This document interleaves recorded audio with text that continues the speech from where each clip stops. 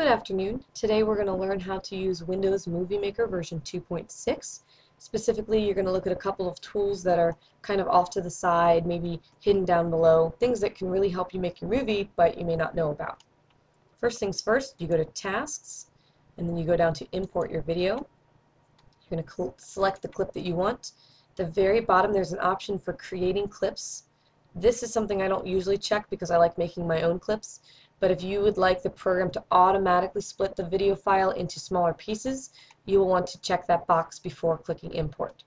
But as I mentioned before, I like to make my own clips, so let's just import the whole file. Okay, here's my file. There's a couple of tools that I want to show you over here in the corner that aren't really advertised. The first one is the Take Picture option. This is something that you can use if you want to play the video and take a snapshot of one of the frames. So let's show you how it's done. Okay, you have your video file selected. You press play.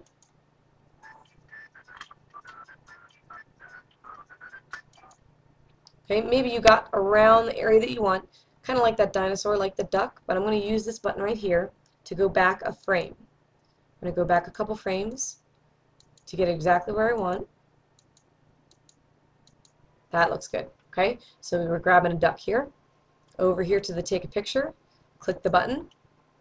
Click Save. Automatically creates a picture file, imports it into the program for you, and now you can use this in your video as a still frame. So that's a tool to show you, and right next to it is another useful tool. As I mentioned before, I like making my own clips, and this is the tool you'll use. It looks like a video is getting split in half, and that's exactly what happens. When you play your video file, you pause, and you click that button, and it automatically splits it right where you had paused. So let me show you what that looks like. I'll press play and I'll kind of zoom forward a little bit to get a little bit further in. Okay. Okay, maybe I want to stop it right there. So I've paused it. I'm going to click my split tool, and now I have my two clips. The first clip includes everything from before the pause. The second clip contains everything after the pause. This definitely allows more freedom in the clips that you choose to make.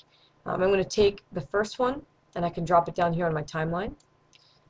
Something else that I can show you over here at the video, if you see a little plus sign, click the plus sign, and that actually expands the video options. It shows the transitions you can add within the video. It also shows you the audio, which allows you to really modify.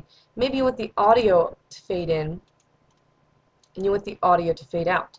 You can also easily take those options off by right-clicking. And something that I like to do sometimes is I like to mute. This allows me to then add my own music later without having it overlap with the music of the video clip. So right now if I played it, the video would show, but the audio is silent. So it definitely offers you even more freedom with working with your videos. Okay, the next tool that I like to show you is over here. It's a little microphone. It's not something that's really advertised as mentioned before, but when you click on this, wherever the cursor is located, so in this case it's kind of near the middle, I'll move it over here. You click the little narrate timeline, and you have to have a microphone of course, but it'll start recording your voice and you can narrate maybe your autobiography, or maybe some students are making presentations. They can add their own narration. As soon as you stop it, it'll save a file and automatically import it to the program, and then you'll have a little audio or music file down here to work with. I'm not going to do it right now because I'm already using my microphone, but I can show you that later if you'd like.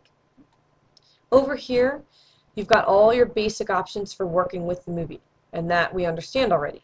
But if you want to even make things more specific, you can go up to Tools and then click on Options. It may be a little overwhelming at first, there's a lot of choices, but I like to click on Advanced because in here you can start to change how long pictures are when you put them onto the timeline. For example, if right now I drag the picture I made earlier, it would last 5 seconds on the timeline. Every picture from this point on, when I drag it onto the timeline, will be 5 seconds. If I know that I want my pictures to be longer or shorter, and I want every single picture to be longer or shorter, I would change this before putting them on the timeline. Then what can happen is, when I put it onto the timeline, it's the time I want. If I start at 5 seconds and then I realize that all of my clips actually need to be like 7 seconds long, I'm going to have a hard time going through every picture and shortening it. So this is something to do before you start. Same thing with transitions. If you want your transition to be more than 1 1/4 seconds, if you want it to be 3 seconds long, 1 second, half a second, you may want to adjust it here in the options before you start adding them to the movie. Anything that you add, we'll use these as default. And if you want to shorten them, yes, you can go back and manually shorten them, but I prefer doing it this way. So maybe I want those 1 second long, I want my pictures to last 3 seconds, and I click OK. So now when I drag the picture on as part of the video, it automatically lasts 3 seconds long. Very neat in my mind. So that shows you the picture tool, shows you the split tool, the narrate tool, and a couple of hidden options that may save you a lot of time later. I hope you learned something new, and you can always watch some other videos if you'd like, and if you have any questions you can let me know. Thanks.